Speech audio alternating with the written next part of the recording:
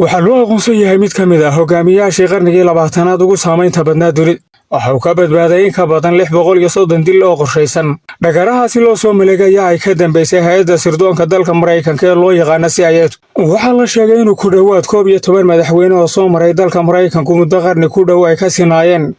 inuu mid waliba xilligiisii tiraba dhowr jeer uu maleegay dilal qorshaysan.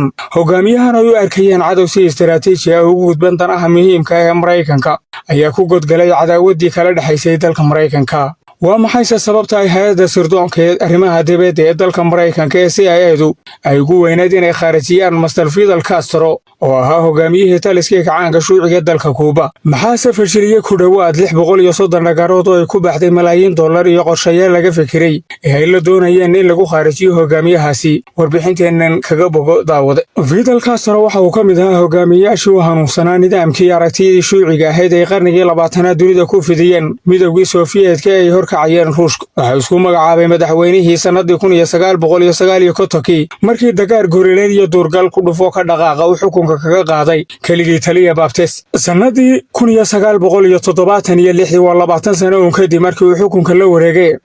waxa uu mar kale isku sheegay Master Fidel Castro inuu yahay madaxweyne ama hogaamiyaha xukunka shuuciga ee Kuuba ilaa dabayaaqadii 2008 oo uu tamar gabay. waxa uu ahaa hogaamiye si weyn uga soo horjeeday wadamada reer galbeedka oo burtuurka u yahay dalka Maraykanku, kaasi oo ay maryo dhig la kala furteen isla markaana ay gorada isku gelin gaadheen dagaallo sababi karayay masiibo la isku adeegsado hubka khatarta ee nuclear intii lagu guda jiray dagaalkii qaboobaha ee isku muruxsan gaadheen wadamadii ku tooqayay sanaacadda hubka halista badan isla markaana ku loolabayay aragtiyihii dhaqaale iyo kuwii siyaasadeed ee raasamaaliga iyo shuuciyad. haddaba sida uu sheegay madaxii hay'adda sirdoonka dalka Kuuba ee Fabian Escalante ee bilowgii iyo dabayaaqadii dagaalkii qaboobaha ee dunida, waxay hay'adda sirdoonka dalka Maraykanka ee CIA-du si aan kala joogsi lahayn ugu hawlanayd dhagaro qarsoodi ah ay u soo maleegayeen hogaamiye Fidel Castro iyo nidaamkii maamul ee uu hogaaminayay.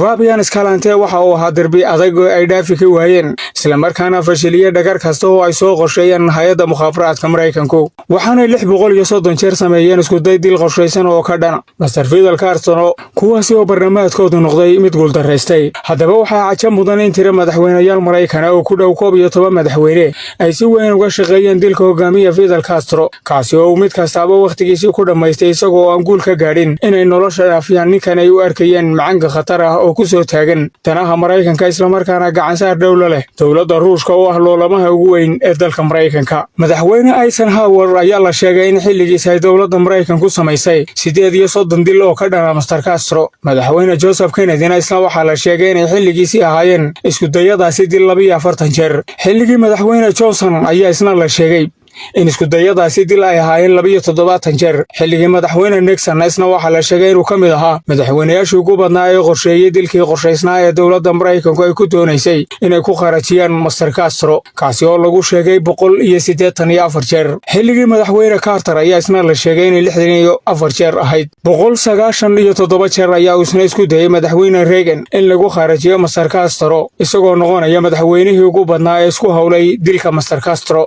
madaxweyne Bush weynaha ayaa isna la sheegay inuu 16 jeer qorsheeyay dhagarahani loo maleegayay Master Castro, halka xilligii Bill Clinton la sheegay inay 21 jeer ahaayeen. laakiin dowladda Maraykanku waxay waxa soo isku day dil ah ee dowladda Kuuba ku sheeganaysay in madaxda Maraykanku ay ku doorayeen inay ku khaarijiyaan hogaamiyaha Kuuba ay ku sheegeen warar propaganda ah oo ay faafinayeen xukunkii shuuciga ah ee Kuuba. laakiin waxaa shakilaan ah in dowladda Maraykanku ay si uun uga shaqaynaysay inay xukunka dhaafiyaan Master Castro. waxaana caddayn u ah in marar badan la isku dayay in la khaarijiyo Master Castro isagoo tiraba dhowr jeer dhaawacyo iyo waxyeelooyin kala duwan ay ka soo gaadheen dhagaro ka dhan ahaa. Master Fidel Castro ayaa dalkaasi maamulayay 49 sano muddo ku dhow qarni badhkii, kaasi oo xukunka dalkaasi kacdoon shuuci ku qabsaday sanadii 1959 ilaa 2008 oo xukunka dalkaasi ku wareejiyay walaalkii Raul Castro markii uu sabab caafimaad iyo cimrigiisa oo soo taabgaabtay awgii uu sii maamuli kari waayay dalkaasi. waxa uu 25 Noofembar ee sanadii 2016 ku geeriyooday